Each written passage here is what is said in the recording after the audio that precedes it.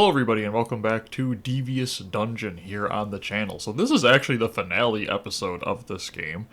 We've been playing on it for like a couple months, I think. I'm not entirely sure if there is a max level that the character can get to, but as you can see I'm at level 39. Here at Olaf's Emporium, I have purchased the top weapon, I have purchased the top armor, I have purchased the potions, every potion you can get. I have purchased every amulet you can get, and then this will be me purchasing the final ring you can get, which is the King's Grace. And it's actually funny, because the only thing left to do in this game to complete it is I have to resurrect 25 times. And also, just advice for people who are also looking to complete this game in the future, what I found actually worked the best was these daily quests. Now, if there is an end to these, let me know, and I guess I'll have to come back and actually complete all of the quests, but I don't think there actually is an end, because I've done the Slay the 10 Goblin Cannoneers like 3 times now, and the Smash 50 bases I've done like twice. So, I find that these are actually easier to get. The biggest problem is the fact that you have to kind of guess where that specific enemy is in the game, because it's not like it tells you go to floor 50. And, that gives you a lot of money fast. Then you can also, when you don't just quit out of the game when you're done grinding, the resurrection gives you extra money based on the amount of events and stuff that you've actually done. So don't just end your run, actually let you just die inside the dungeon, then you're all set.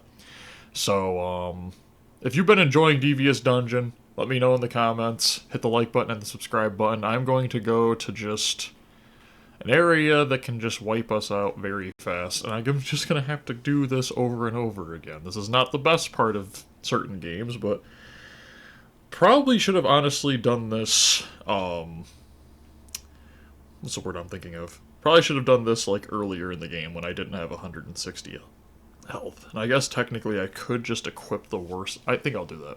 I'm going to equip the worst armor you can equip, and that'll make this entire process easier. I don't even know how many times I have to resurrect left. Let me see if there's stats. That's how many times I've healed. I think that's how many times I've healed. But we'll be able to tell that very soon. So I'm going to go into Olaf's Emporium, and I'm just going to equip the worst armor in the game. The combat harness. I guess I'll do the combat harness. Why not? There we go. Okay. I forgot. It doesn't actually do an effect until you lose your lives and stuff. Okay, let's just get hit by this. Oh, this is a good amount of health being taken away each time. If I stand here, will it just be auto? Yes. Okay, we'll take this. The spikes would literally have taken forever. Okay. So is that 17? Is that counting the times I've used the priest? No, it is counting my resurrections. Okay. So I have to do that 8 more times. Oh boy. I will say that a lot of the games that are the, like, PSN games, I guess you would say, do have that feel that there is always just, die 20 times, fall off 5 times. There's one game where I'm pretty sure you have to literally, like, what is it? You have to lose in every single possible way. And it's like, okay, that's a bit much. Come on. I'm standing right here. Why is it always so much more difficult to do something when you don't want to do it?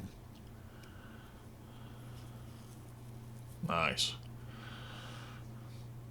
And it's like, I guess I could have technically grinded those, but I wasn't sure if that priest actually was uses of the priest to heal, or if it was deaths.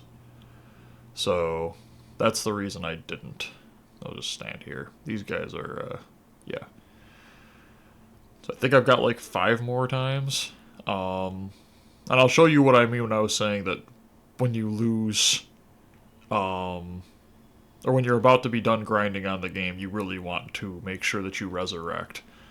Don't just quit out of the game. So right here, when it comes up, Glorious Deeds, you get money based on the amount of enemies you've slain, levels you cleared, but also missions completed. So you actually get bonus. I think I had one where I got like $1,200 to $1,600 after doing it. I'd done like 15 quests, 10 to 15 quests, finished like 5 levels. So you really want to make sure that you're optimizing your time on this game, or otherwise it will take forever. So, okay. And then obviously, I think what we're going to do with Devious Dungeon is we're going to replace Devious Dungeon with, I don't know if I want to use this person to take damage because they take forever. I think we're going to replace Devious Dungeon with House Flipper for the time being, because I do want to finish House Flipper, and we will find something else to replace the two of them with. Christmas is obviously coming up, like December's coming up, and I want to do a huge December Christmas themed completion thing. I'm going to be probably playing like every single Christmas Wonderland that's left, so like 15 games in a month. And I obviously am going to need a lot of time to do that, so, okay, this guy's just way too slow. There we go, perfect.